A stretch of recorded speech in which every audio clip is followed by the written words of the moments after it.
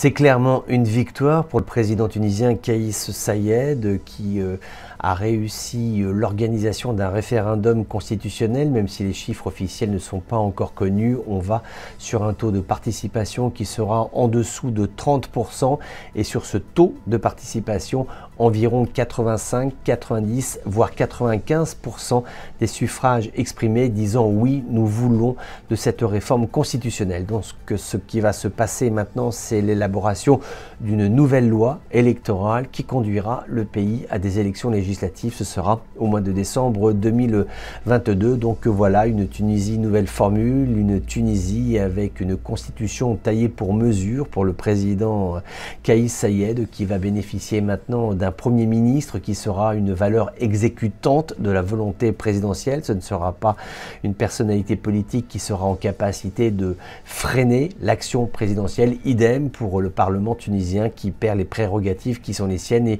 un Parlement qui désormais ne sera plus en capacité de freiner, là encore, la volonté présidentielle. Comment va se présenter l'avenir maintenant de la Tunisie? Les Américains qui avaient menacé de diviser par deux leur aide américaine disent qu'aujourd'hui, ils actent le fait que les Tunisiens aient majoritairement dit oui à la constitution tunisienne. Certainement, il va y avoir une volonté de continuité de la part des opérateurs économiques et politiques qui interviennent en Tunisie, les Américains, mais également l'Union européenne ou encore la France, qui a un passé tout à fait significatif et important en Tunisie. Maintenant, cela veut dire que ces pays vont être là, présents, mais qu'ils vont surtout être observateurs de ce que va devenir la Tunisie de Kais Saied. Comment l'opposition tunisienne va-t-elle vivre cette nouvelle donne, notamment le parti d'inspiration islamiste Ennahda, les autres formations politiques? Est-ce qu'il va y avoir toujours ces procès qui jettent dans les geôles des blogueurs, des journalistes, des intellectuels, des avocats?